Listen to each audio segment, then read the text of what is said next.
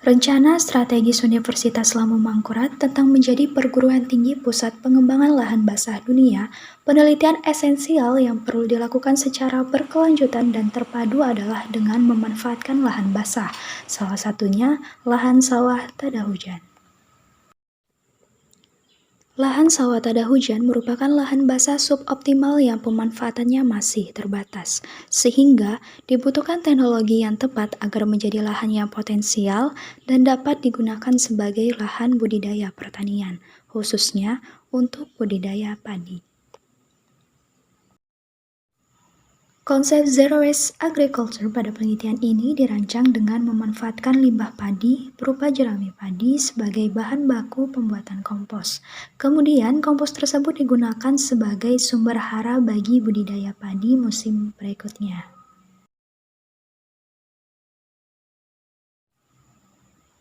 Penelitian yang berjudul Penerapan Zero Waste Agriculture pada budidaya padi aromatik melalui System of Rice Intensification di lahan sawah tada hujan diharapkan dapat mengatasi permasalahan sifat kimia tanah pada budidaya padi aromatik dan mengkaji potensi kompos jerami padi dalam meningkatkan pertumbuhan dan produksi padi aromatik.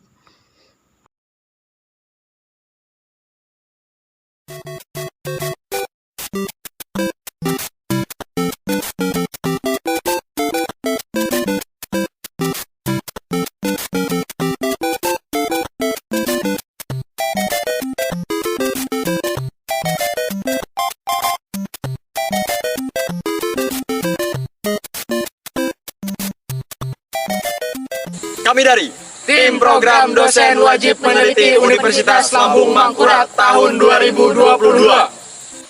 Saya Muhammad Saifuddin Ansari. Saya Muhammad Syarif Fadil. Saya Nurwinda. Saya Ahmad Rosadi. Program studi agroekoteknologi berkomitmen untuk memajukan pertanian di Kalimantan Selatan. Kamilah petani sejati. Agroekoteknologi jaya jaya jaya.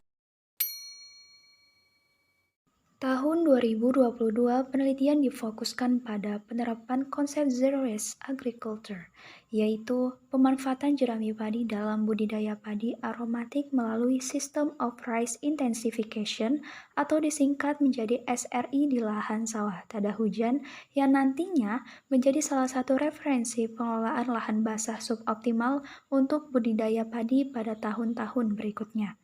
Adapun tahapan penelitian dijabarkan secara umum melalui roadmap penelitian gambar berikut ini. Melalui tema penelitian ini, sinergi antar anggota tim peneliti dapat dibuktikan oleh keragaman bidang ilmu yang saling mendukung satu sama lain.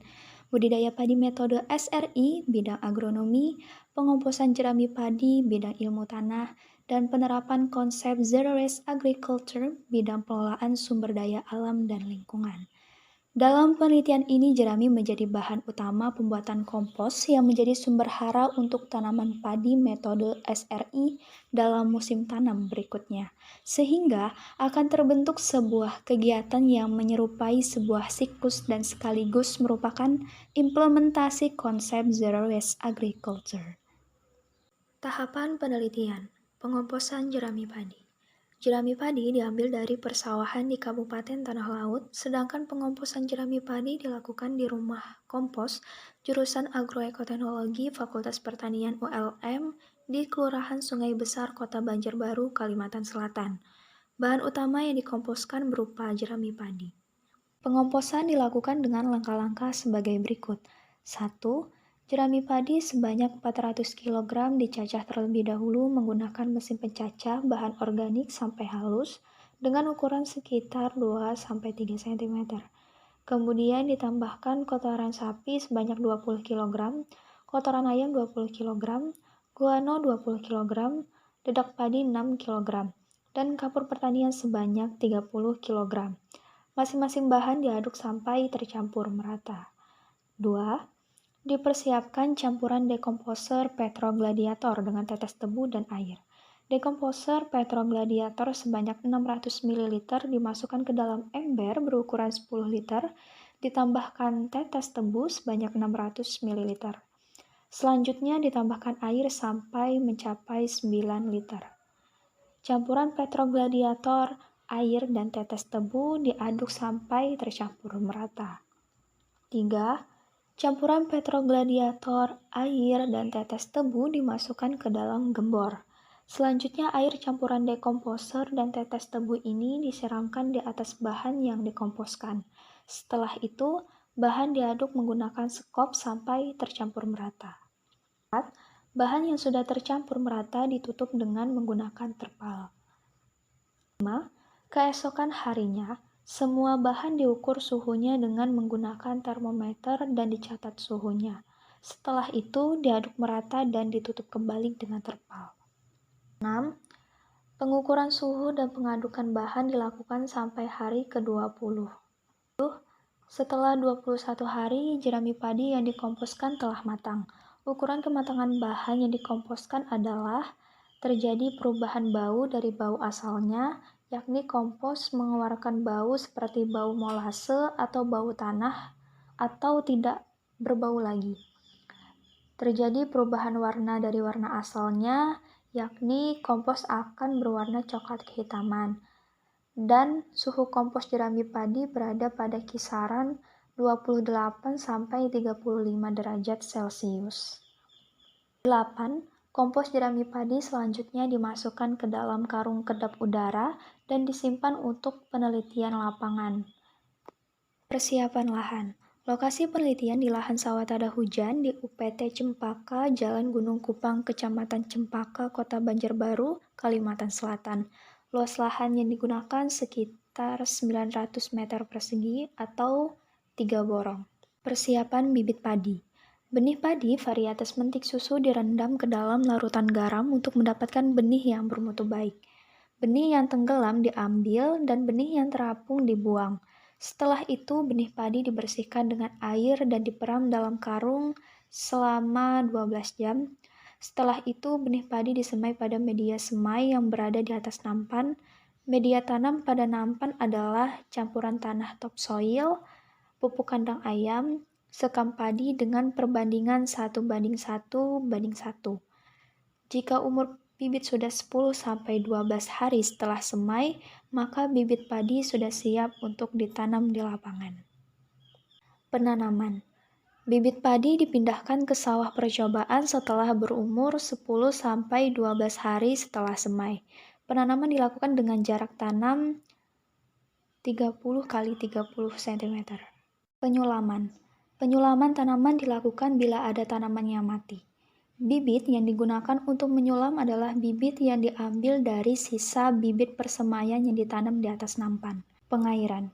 Pintu masuk air atau inlet dibuat pada pematang bagian depan dekat saluran tersier dan pada ujung petakan sawah dibuat celah pintu atau outlet pembuangan kelebihan air menggunakan pipa PVC. Tinggi celah pintu pembuangan 5 cm dari permukaan tanah atau lumpur dapat bervariasi tergantung dengan fase pertumbuhan tanaman padi. Penyiangan. Penyiangan dilakukan sebanyak 4 kali dengan selang waktu 10 hari. Penyiangan gulma dilakukan secara manual menggunakan landak atau gasrok. Pemupukan. Kompos jerami padi diberikan pada saat pengolahan tanah terakhir atau pada saat menjelang tanam. Pupuk tambahan yakni pupuk NPK 150 kg per hektar dan 300 kg per hektar sesuai dengan perlakuan diberikan 1 hari menjelang tanam juga. Selain itu, disemprotkan POC plus yang terbuat dari bahan-bahan alami yang ditambahkan daun tembakau dan lain-lain disemprotkan secara periodik 10 hari sekali dimulai dari 10 hari setelah tanam dengan konsentrasi 1-2 liter POC per 14 liter air. Pengendalian hama dan penyakit tanaman. Tindakan pengendalian hama dan penyakit tanaman dilakukan dengan pencegahan, yakni dilakukan sesuai kaidah pengelolaan hama terpadu melalui pendayagunaan fungsi musuh alami dan pemantauan berkala. Pengendalian hama dimulai saat pengolahan tanah, persemaian hingga fase generatif tanaman. Panen. Panen padi metode SRI dilakukan pada saat matang fisiologis, yakni setelah 95% bulir padi menguning. Umur padi varietas mentik susu dapat dipanen adalah pada 115 sampai 125 hari setelah semai. Pengamatan, perubahan sifat kimia tanah. Pengamatan dilakukan 2 minggu setelah inkubasi dengan mengambil sebanyak 250 gram subsampel dari setiap petak penelitian dan dianalisis di laboratorium.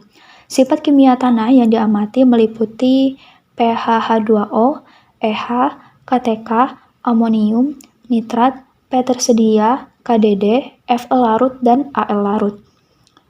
Pertumbuhan dan produksi padi. Pengamatan yang dilakukan meliputi tinggi tanaman, jumlah anakan produktif, panjang akar, berat basah tanaman, berat kering tanaman, berat 1000 butir padi, dan berat gabah kering panen. Sampai jumpa pada penelitian tahun 2023. Cintai pertanian, selamatkan kehidupan.